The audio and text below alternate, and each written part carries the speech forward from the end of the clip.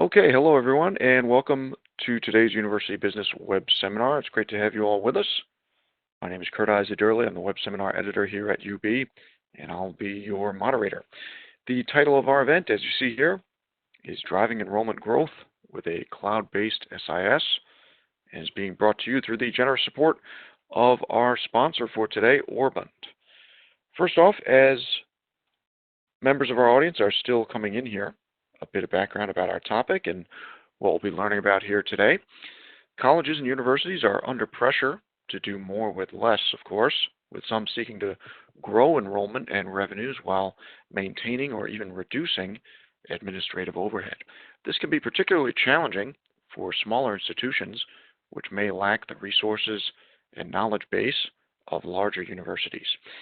Today we're going to learn how Benet's Career Academy, a career school in Florida, was able to double its enrollment and add a new campus while reducing many administrative tasks and costs, streamlining processes, and automating operations by implementing a cloud-based SIS. We're looking forward to an interesting presentation and discussion here, plus live Q&A. We welcome your questions, so do stay tuned. We're going to get started in just about a minute or two here. First off, though, just some quick housekeeping. First item, as it says here, for tech support, if you do need tech support at any time, you can use the chat panel at the right side of your screen there. If you don't see a chat panel at the right there, you may have to click the chat button at the bottom of the screen there. To make that appear, you can just send a message to our host and producer. His name is Jason York. Just let him know there if you're having any problems. If you have any trouble with your audio in particular, or if you prefer to listen over the telephone, we will post the phone number and access code in that chat panel or window at the right there. You can dial those numbers to get audio access over the phone if you need it at any time. Also, third item, as it says here, as I mentioned earlier, we welcome your questions. If you do have a question for our speakers today, please feel free to use the Q&A at the bottom right-hand corner of the screen. Just make sure it's set to all panelists. That's the default option. We'll get to as many as we can when we get to the end of the seminar here during the Q&A session. Also, last item on the slide here, we are commonly asked about accessing the presentation at a later time, either the slides or the recording. And yes, we are recording, and we will make that recording available as well as the slide deck available. If you want to go back over it on your own, at your own pace, or if you want to share it with anyone from your institution, you'll have ample opportunity to do that. So you'll receive an email later on with links to where you can find the presentation. So don't worry about that. So with that, on to our program here. Today we're fortunate to have with us Dave Bracken. He's Chief Operations Officer there at Benet's Career Academy in Florida. We're also joined by Alex Arthur. He's VP of Sales and Marketing at Enrollment. Alex is going to start us off today with an introduction to our topic and an overview of some of the issues we'll be looking at here today. So at this point, I'll turn it over to him. Alex, it's great to have you. Welcome to our web seminar. Thank you, Kurt. Welcome, everyone. We're excited. Auburn, we're excited to sponsor this and share the wonderful story that Benet's achieved, and hopefully everyone can learn something from it and be able to use it to help their respective schools from there. And so, without further ado, I'm going to start, and I'm going to go ahead and into my presentation. I'm going to talk about student information systems in general and some of the challenges with student information systems as schools you are facing right now. And then Dave will get more into his use case scenario and how he was able to use tools in the student information system to help drive his enrollment from there. So my agenda, as I said, a new student information system characteristics. And I'm sure you all have a student information system, so we don't need to get into the basics, but we'll look more at the characteristics with respect to the Generation Z, the newer day, what the new Generation Z is requiring of your system, and how you can keep the student engaged, and retain that student. Because part of the problem is not, a big part of the problem is not just only getting that student through the door to enroll, but how do you retain them and get them through to the end. So then we'll look at the kind of problem with that. What are the main problems, typical problems schools like yourself are facing to try and get these issues, and some proposed solutions. And then finally, what are some of the key factors, even though there are solutions out there, what are some of your factors in preventing you from migrating or implementing those solutions? So some of the key characteristics that you see with the student information system, specifically for the Generation Z, is the Generation Z they make informed decisions. And so the newer generation, what we're seeing with the newer generation students, before they decide to go to a school, they are researching the school. They are actually doing a lot more research, finding out a lot of information about the school, your crime rate, all those information that they can find about you. Your program, the performance of your program, the performance of your school in general from there. So they are not making those decisions based on, oh, my dad used to go to the school, or I have a relative that went to the school, but they are actually making informed decisions based on the performance of your school. So how do we get all this information easily to these prospects so that they can make those informed decisions, are some of the key characteristics over there. Also, they need immediate access to information. So it's not just the mere fact that they are making that informed decision, but when they start researching and they don't have that information, they're most likely going to enroll with one of your competing schools because they may have that immediate access of the information. And if it's in your case, they're having to write to you for you to respond back with that information, you're most likely not going to get that enrollment for that. So immediate access to information is also very key to being able to get to that Generation Z. And then some of the key things that you also need as a new characteristics for the new SIS will be efficiency. So being able to do more with less, including process automation from there. Being able to, once a prospect comes onto your portal page and fills in an information, being able to instantly respond to the student, probably a courtesy call right away, triggering off a call, triggering off a whole series of sub processes based on that initial application to keep that prospect engaged and also keep them keep that communication lines going back and forth. We're seeing that now there's more dependency on things like two-way texting.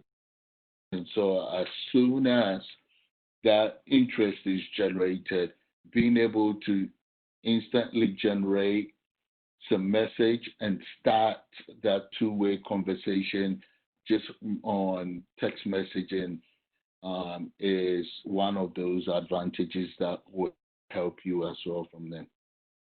And then we're seeing cloud-based solutions is also very key characteristics. Um, because you are able to incorporate newer technologies without the school having to make this big expenditure and then having to acquire new technology that takes time to implement, because speed is of an essence. Being able to implement quickly, get the functionality out so that you can keep that prospect engaged is a very key component. And then also using the cloud-based technology, you're sharing resources and technology, so you're not having to invest fully in that whole thing. So your ramp-up time and budget also is beneficial. We all know with declining enrollments, budgets are tight, and so it affects our capex budget. And so, being able to roll out something very quickly there is an advantage as well. So, what are the key problems in these SIS systems here? Again, your Generation Z is information hungry. System has to be able to support the hunger for information. We've got a newer generation. They want information and they want it now, and they want tons of information. As the example I gave earlier on, prospects are now researching a lot more comprehensive about your school and not just, oh, this is a good school. I know my uncle went to the school, or I have a relative that went to the school. In cases of some of the career programs, students are researching all the way down to placement records, how, and not just placement records, but what are my chances of getting a job with this degree, and how much am I going to earn? They're asking a lot more questions. They want more information. So how do we address this thirst for information? There's a ton of questions these prospects have, and how do we address all that, and how are we able to gather all this information so that we can meet that prospect's expectation. And then there is also the need to deliver the information in different forms. Not everyone is coming in and asking, okay, through email, like the example I gave earlier. You may have someone now more dependent on text messages, and you may have another person who relies more on email. And so having multiple ways of delivering that information also makes you is a big problem. We have to now think of, do we just have an app and push the information down the app? Well, not everyone may want the app.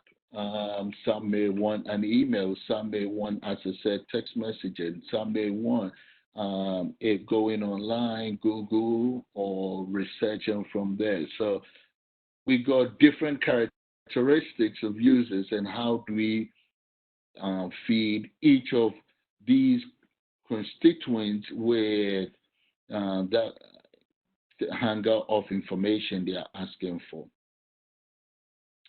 And then there's a problem because of funding constraints. There's always the desire to be able to do more with less. And so, yes, the school will give you some money or approve the budget, but it's not as much as you would expect because enrollments are down, but the business requires more. So how are you able to do more with less? And that's always a challenge, having to prioritize which functionality and which features, because everyone needs more, but there isn't as much money to get everything done. And then another driving factor is regulations as well. With changing regulations, you got regulatory boards, you got changing regulations that are coming down the pipeline, and schools are having to report more data, and that involves more complex reporting. Um, how do you meet that challenge currently? And with even a new system, how are we going to address the ongoing changes of requirements that are coming down the pipeline as well? So we've just gone through a whole series of issues, typical characteristics, and issues that you face, and how do we address all these things? A solution, a proposed solution, will have to have what we're seeing. We'll have to have things like portals for all constituents. So your students will be able to get in from a mobile-friendly platform that will address all the different types of platforms, be whether from a mobile device or a tablet or from a workstation. But then you need to also take into consideration your instructors and other staff members as well, who then also need to be able to get in and get information from there. So you have to have this flexibility to be able to access that information from different platforms from them. Another thing is transactions that are being created in the system. Historically, folks used to do transactions were batched and then get updated into the system. So folks would then see updated transactions probably after the batch has been processed from there. That we're seeing that is something that it does not help you meet the quest for information, that thirst for information. So the need to be able to process transaction quickly and instantly so that students can get that immediate result and be able to see their updates. For example, when payments are being received, rather being able to process that payments right off the bat so that the student can see that payment on their ledger rather than having to post a batch at the end of the day and the student waiting till the end of the day before they see their updated ledger. So that immediate need, being able to get the information on the portal, is another solution that will help you on that. And then we talked about the process automation. So that process automation of being able to trigger off sub processes based on a specific trigger. So I sent in an inquiry to a school, and based on that, I get response email. It assigns me to an admissions rep, and the admissions rep fires over personalized communication to me, all automated behind the scenes. And so now I get a personalized message from an admissions rep minutes after having sent off an inquiry, and I'm now engaged with that person on a more one-on-one conversation rather than a generalized email from a portal that someone will be in touch with you um, later and you're waiting a day or so before someone gets to you. So such process automation also will help you get that prospect and get them engaged in your admissions process quickly and increase your chances of enrolling that student in your school.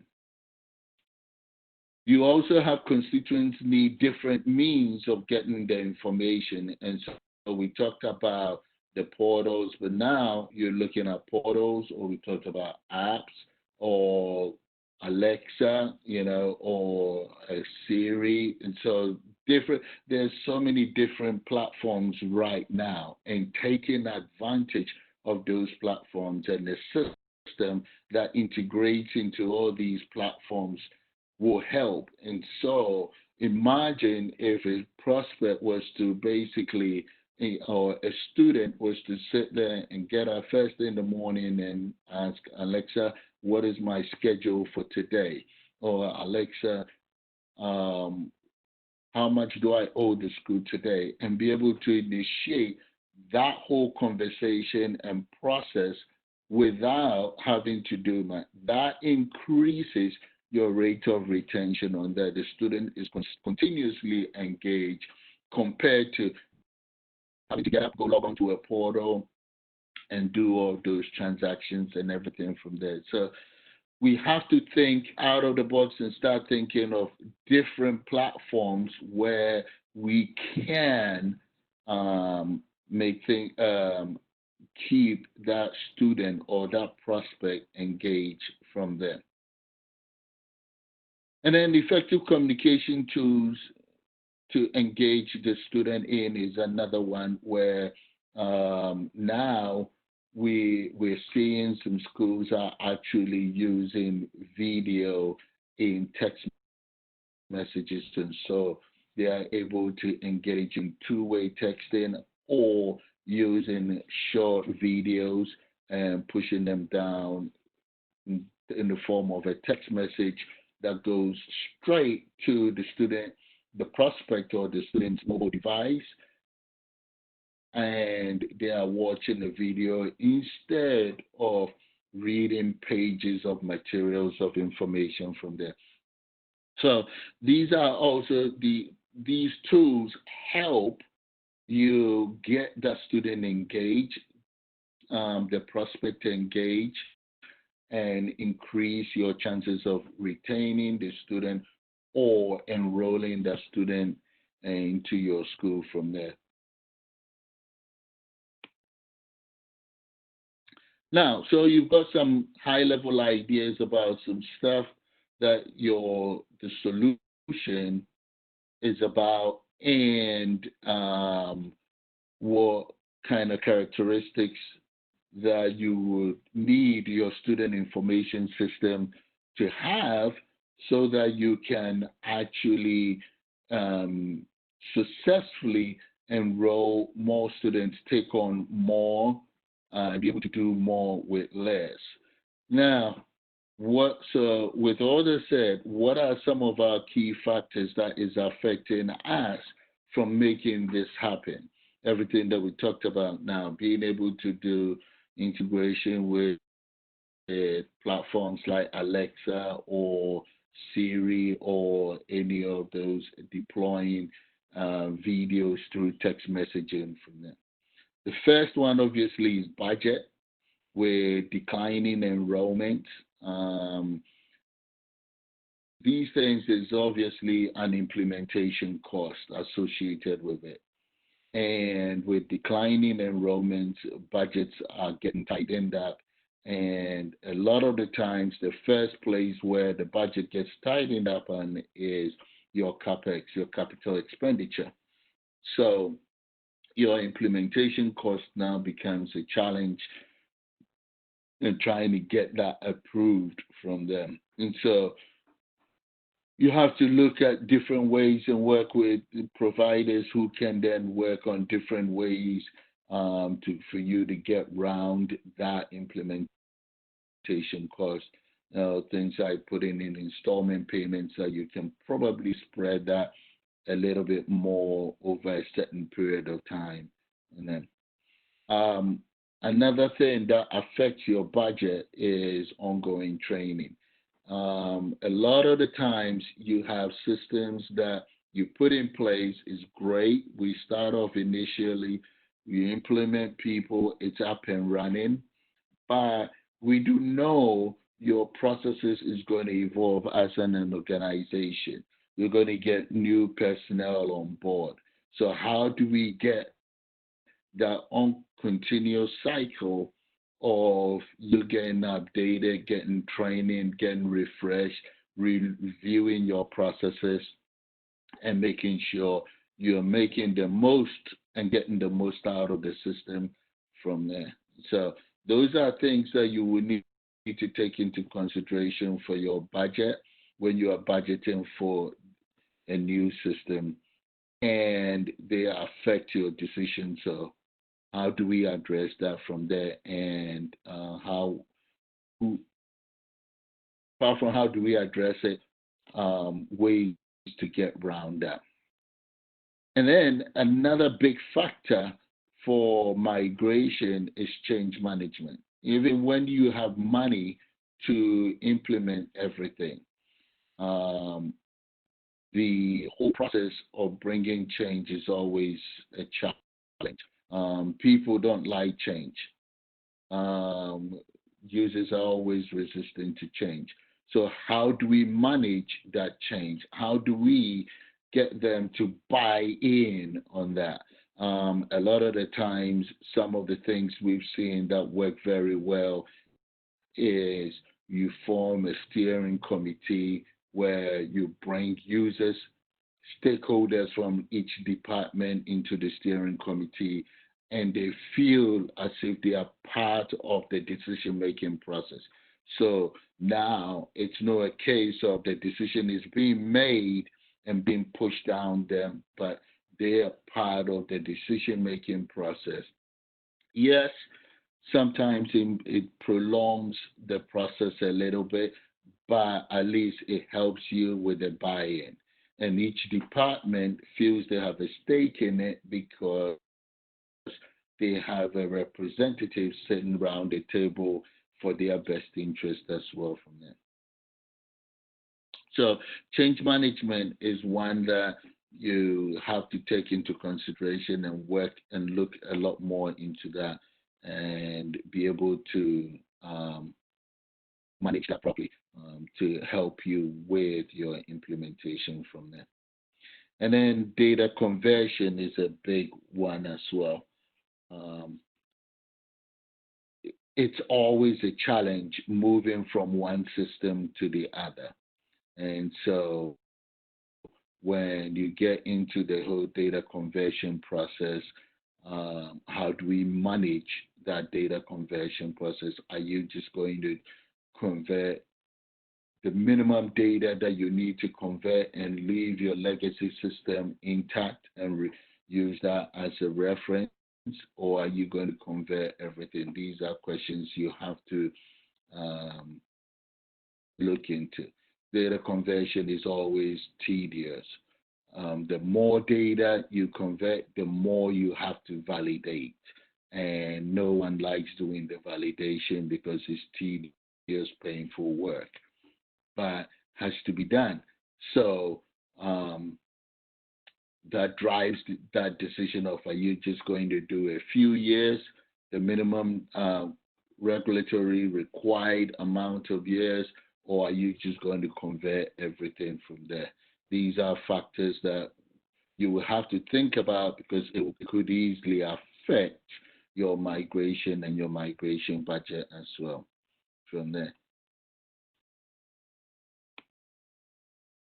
And so now these are, I hope, what I just shared with you. It's a high level presentation that gives you an idea about SIS systems for today and SIS systems, the challenges that we are seeing, SIS systems are seeing, or schools are seeing with their SIS systems, and some of the ideas of how they are addressing those SIS systems.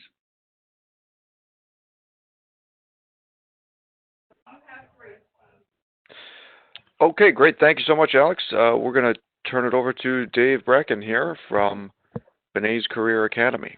All Is going right. to tell us about their story. Thank you, Dave. All right. Hey, thank you. Can you guys hear me well? Yes, sounds great. Okay, fantastic. Thanks, Alex. That was kind of cool. So we are, I guess I wish I would have seen that presentation before. We've got Orban. Probably would have given me in a couple directions. But we are a beauty school located just north and west of Tampa, Florida. And I run the operations for the schools. Kind of give you a short synopsis. We are 3 campus locations. One of the things that we did a lot of when I came here, and I joined the organization about 6 years ago, 7 years ago, my boss said, I want to grow and I need to get I need to get bigger. And I want more locations, or I want more students, or I want something. So as I came in, I looked at how we ran the business and kind of decided that if we're going to be growing, we needed to implement new processes. We needed to have standardizations. We needed to either utilize better technology or have a different method for doing things. Because at the time, we had an administrative office that had about 8 people in it, 8 FTEs. Our schools had about 260 students at the time in 2 locations.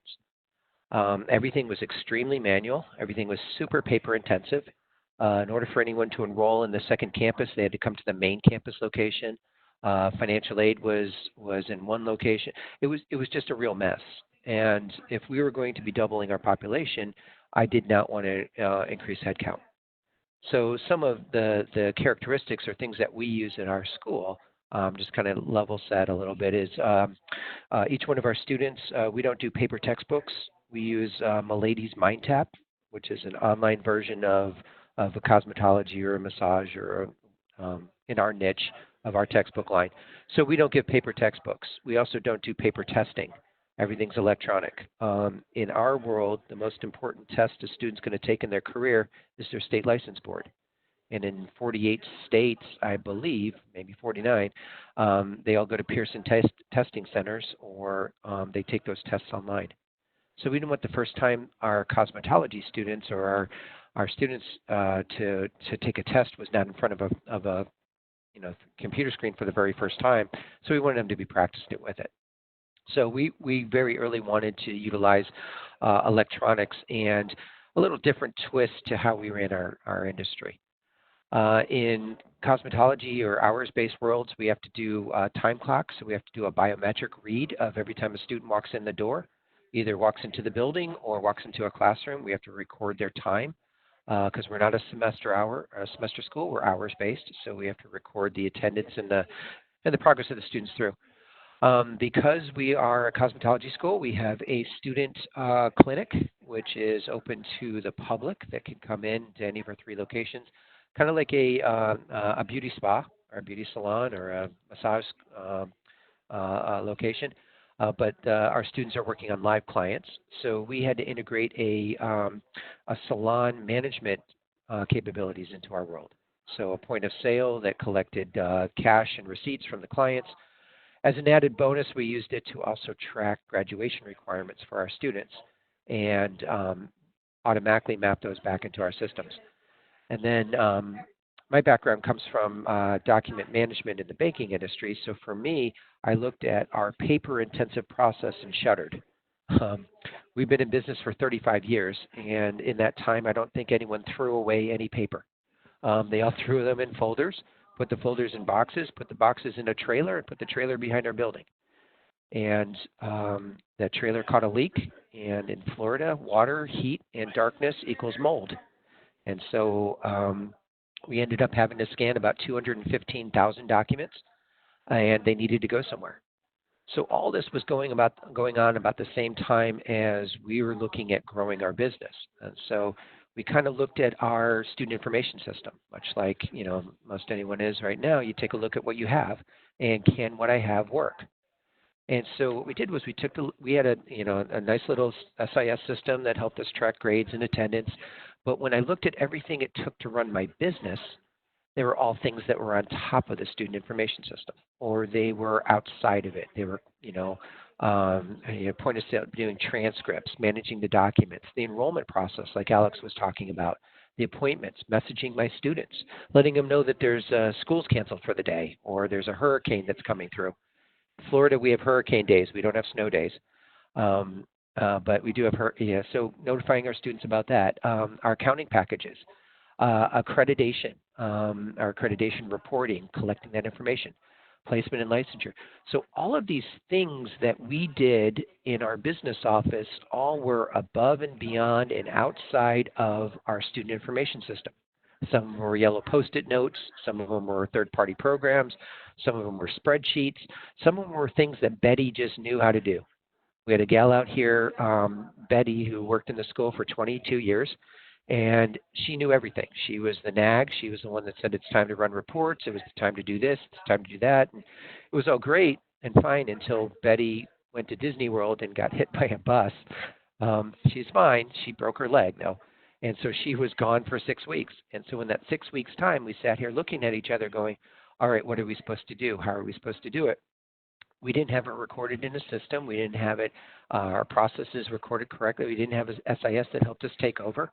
And so, we said to ourselves at that time, we're never going to do that again. We need to make sure that the requirements that we need to do on the timelines that we need to do them need to be into our student information system.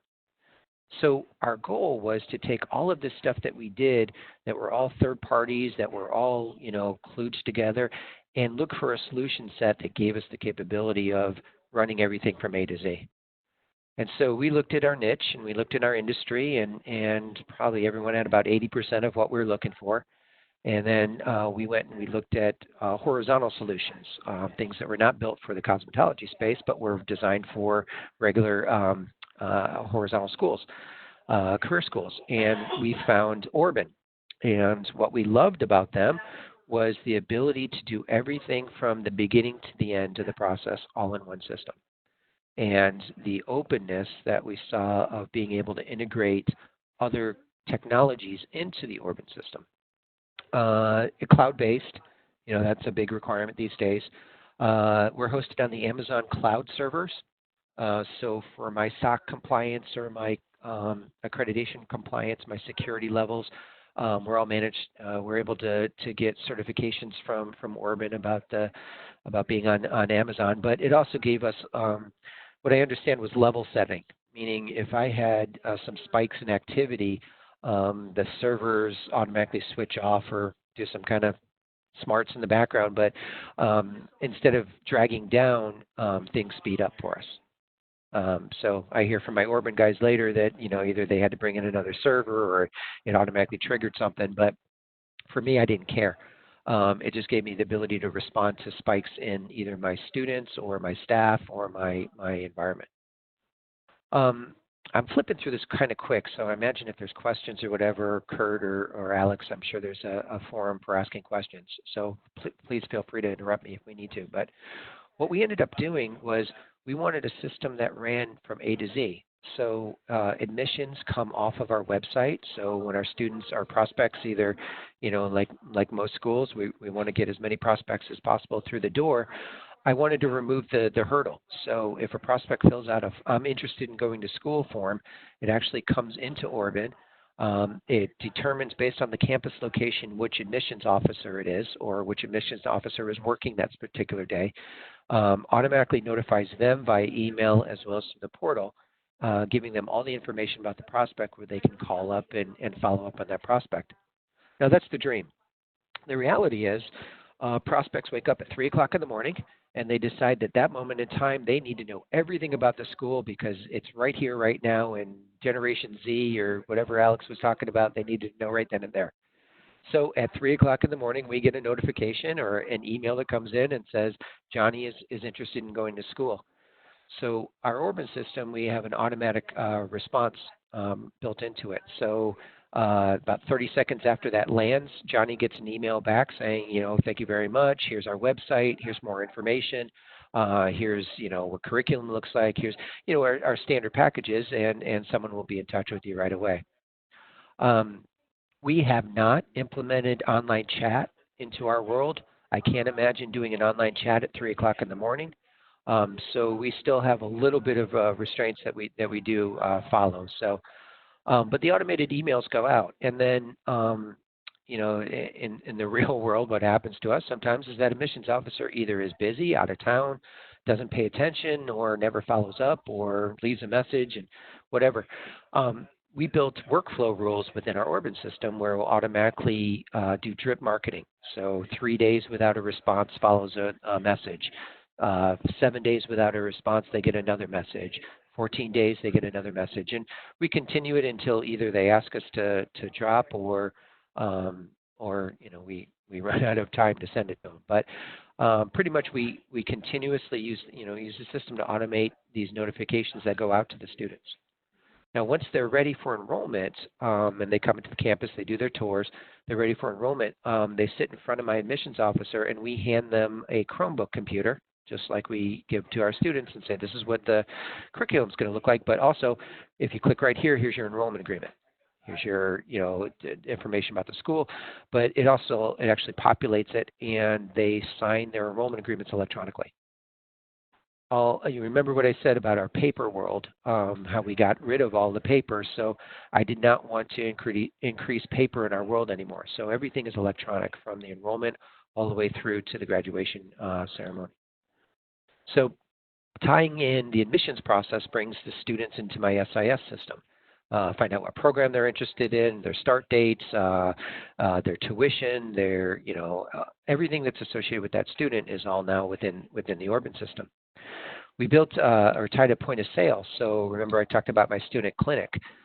People come in the door, they get their services done. In our niche, in our industry, we have to record. State of Florida says that you have to spend 1,200 hours learning how to be a barber or a cosmetologist. And in those 1,200 hours, you have to spend, you have to do 800 haircuts and you have to do 35 pedicures and 25 manicures and so on and so forth, which were very paper-intensive processes of my teachers having to record all that. So when we integrated in with Orban with our point of sale, we're actually bringing in those services, maps those back to graduation requirements, and automatically accumulates that. Remember I talked about time clock. In our world, we have to biometrically record when someone walks in the door. Now, one of the challenges sometimes is if someone doesn't clock in, but yet they want to do services on the client or their friends or their family, in our industry, we can get into trouble for doing that. So if someone's not clocked in, they're not active on the point of sale. So where things are tying together, my biometric time clock ties to my SIS, which talks to my point of sale, so everything ties in together. Document management. So as students are going through, recording all their paper, all of the documents that they're needed, are all integrated in with our Orban system. Our compliance reporting, things that we need for iPads, placements, all that information is maintained as well. And then we use some of the automated procedures. So like 30 days after a student graduates, we send out a notification to them saying, hey, congratulations. Are you licensed? Did you pass the state board? And where are you working? Because in our industry, our accreditors have us report on placement and licensure on a yearly basis. That's how we are ranked. So being able to track where your students are after graduation is important in our world. So using the Orban system to do that. One of the things that I really, really liked about the system when I was out looking at it was that, again, it's cloud-based, but it's all built for web interfaces and web portals. And hopefully Alex doesn't change his pricing model, but it's unlimited number of student portals and teacher portals. So every one of my students, I'm driving them to go to the portal to get the information, so I want to make it available for them. And me as a school, I didn't want to have to keep going back to the vendor and buy different packages or bundles of student portals. So with Orban, it's a part of their base package is unlimited number of teachers, staff, and students.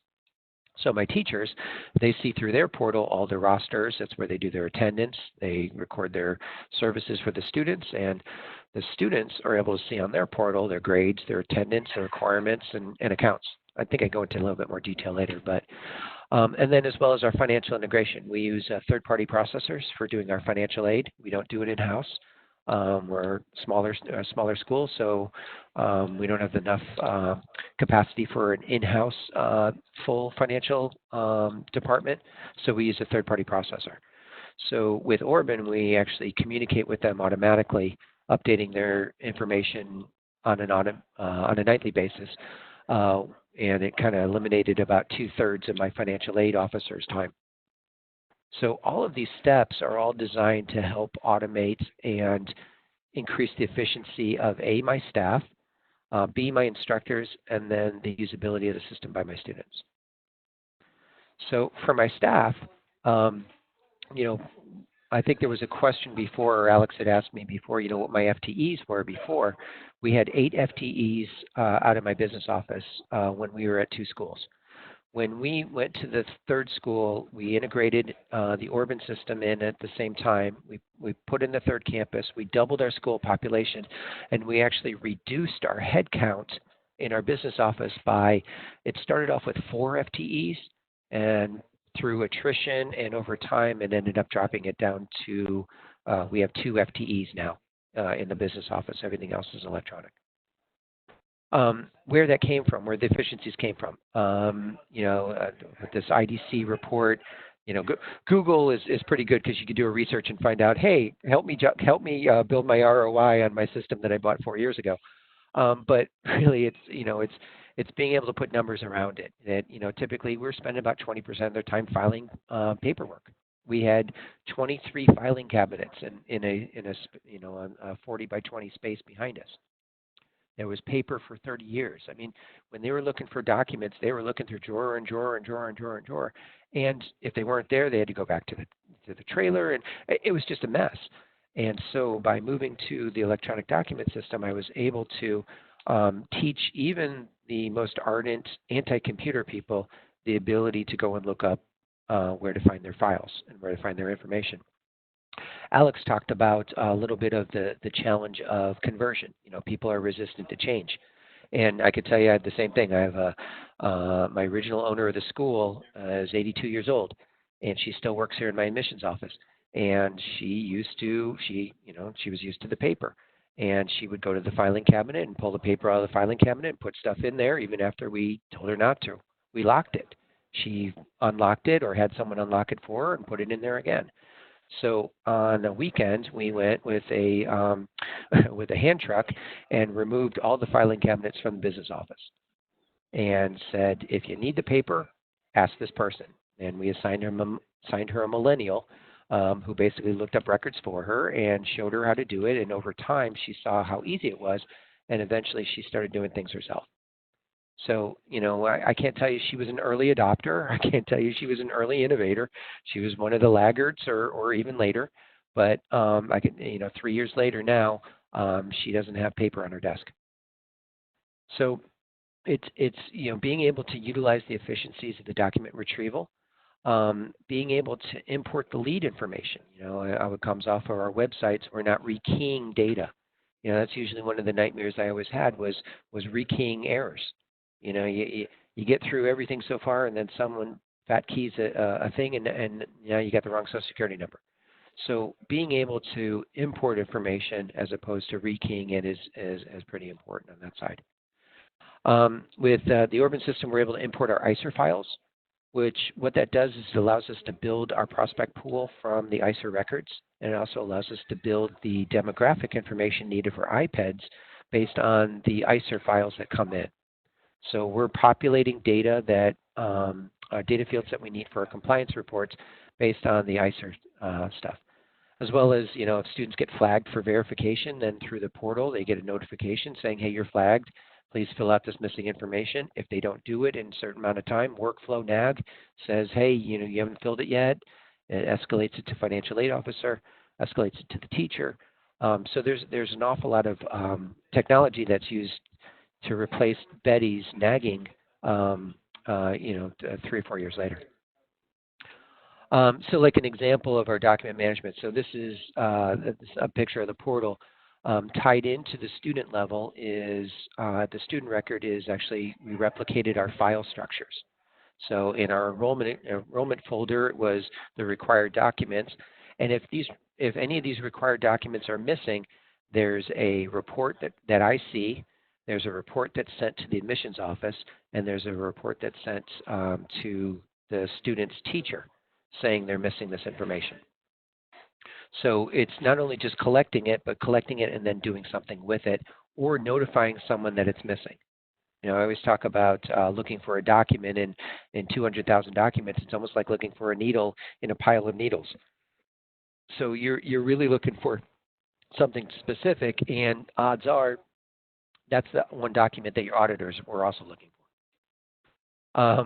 So we help identify that through the system. Just looking at the time, so I got to speed up here a little bit. Teacher time.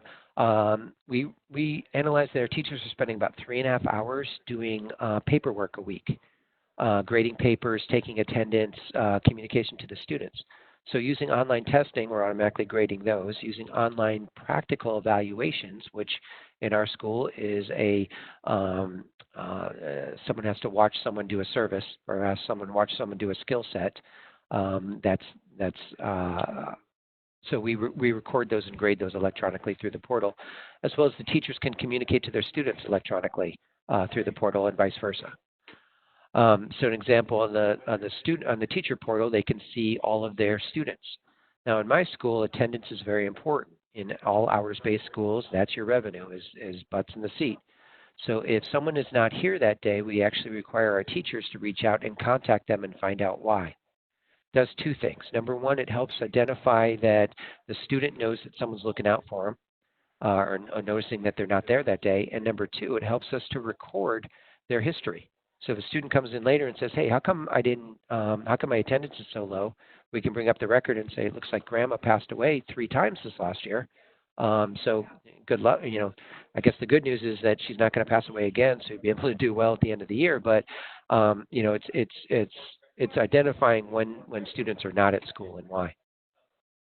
And then at the student portal, we analyzed that we were getting knocks on the door, which you know, of students coming in asking for information. It equated to about 1.5 persons or an FT&A in student inquiries all the time. And what they were always asking for were what their grades, what their attendance is, their graduation requirements, how to pay bills. Not really. I think that was one of the things that was forced on them, but they are able to pay their tuition bill through our portal. But also they can fill out forms, LOA request forms, absent notification forms. So it's removing the student from having to go into the business office to do the business. They can do it through the portal. But even right now, the number one request from the students is that they forgot their password. So no matter what system you have, you want to make sure you have an automated way of providing them their missing passwords. So through the student portal, we identify and we present information out to them based on who they are and what they're looking at. So in this screen, they're able to see their hours, which in our school is very important, messages, their tuition bill, their statuses. So it's the communication out to the student that is in place of some of the things that the business office used to do. So, where we are 3 years later, 3.5 years later with our urban system, is that we are now at 3 campuses. Our FTE count in a business office is about 1.75 to 1.2 or to 2, depends upon the time of the year. Our teachers are all grading papers electronically. All of my students do everything electronic. I don't have paper in my world anymore. I'm able to run admissions all the way through my systems to the time that students graduate and then communicate to them automatically after graduation. All through a cloud-based system that allows me to retain my student records for up to 35 to 40 years. So I think that's it. That's my part of the presentation, guys. I don't know how to bring that back to you all, but that's fine. Great. Thank you so much, Dave. Thanks for being with us and sharing your story with us. We just have a few minutes left here, but we'll try to get a couple of questions in. First one for you, Dave. It says, if you had not implemented all these initiatives, how many resources would have required you to accommodate the growth that you experienced? I don't know. I would have said probably It probably would have been about 12 to 13 people that I would have needed. In our world, that represents a pretty significant number. Um, we were very, very inefficient, and putting in a new system gives you an opportunity to take a look at how you organize your house. So, I can't say that everything is based on Orban, and gosh, Orban made, I was able to walk on water because I had Orban. It was the opportunity to evaluate the entire process from beginning to end that helped to identify efficiencies and leverage technology to help with those efficiencies. Sure. And you actually, not only did you not require that many additional people, you actually reduced Yeah, the yeah, amount of people, right? yeah. We did not add staff. We actually removed them. We moved some people that were business office now became teachers or compliant, some career placement services. So I mean they moved around a bit. There were a couple that retired, and then just a couple that moved on to different places. Okay, sure. And you talked a lot about how many years your school had been doing things, especially the paper-intensive processes. How difficult was that change or the change management to move this? You gave a couple good examples, but was that a long process? Was that difficult? How did you deal with that? It varies by person to person. Okay, one of the things that in our industry, the beauty industry, I call them creative right brain geniuses. These are people that can make people look and feel beautiful 100 different ways to Sunday. But if you give them a spreadsheet, they get lost at column 3. So just dropping a computer in front of somebody with a spreadsheet or with a portal and said, okay, go ahead and click and go, failed miserably. It requires right brain thinkers require a different mindset. You have to show, you have to repeat, you have to show again, you have to repeat, you have to remind them, you have to show them again, you have to show them again. Stand back, let them try it, let them fail, then watch them struggle with it, and then take another step forward. So it goes, it depends upon who the person is. We had some tech savvy teachers and staff that just took to it and flew. We had others that it took a long time for them to grasp it, and frankly, they're probably still at about 80%. So I mean, it really depends upon the person, and it depends upon the functions, and it also depends upon how you design it and put it in front of them. I'm not going to put the most complicated, complex task in front of my 82-year-old admissions person. There's going to be a screen with 3 buttons. It says add, drop, or move on. So I mean, you cater how you want it to look based on your audience. Okay, sure. That makes sense.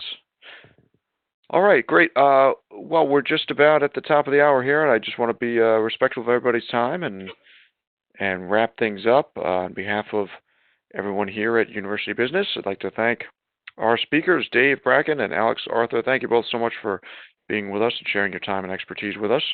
Thank you to our sponsor, Orban, for their generous support of our webinar here. And of course, to everyone in our audience, thank you as well for joining us. I do hope you found our webinar informative and useful to you. Producing events like this one is just part of our mission here at UB to inform college and university leaders like you about the latest news and trends in higher ed management. You'll find more coverage about issues such as the ones we looked at here in the pages of our print magazine, as well as on our website and in our various e-newsletters, which you can sign up for right on our website. Also, as I mentioned before, for those of you who would like to review the content of this webinar at your own pace or share it with your colleagues, you can access it from our website. We'll post it as an archive recording at the URL on your screen here. Also, we will be sending a follow-up email later on with instructions and links to where you can find the slides as well as the recording. So keep an eye out for that, and you'll be able to access those. So that is it for today's event. Once again, I'm Kurt Isidurley for University Business on behalf of everyone here at UB. Goodbye, everyone, and enjoy the rest of your day. Thanks so much for joining us.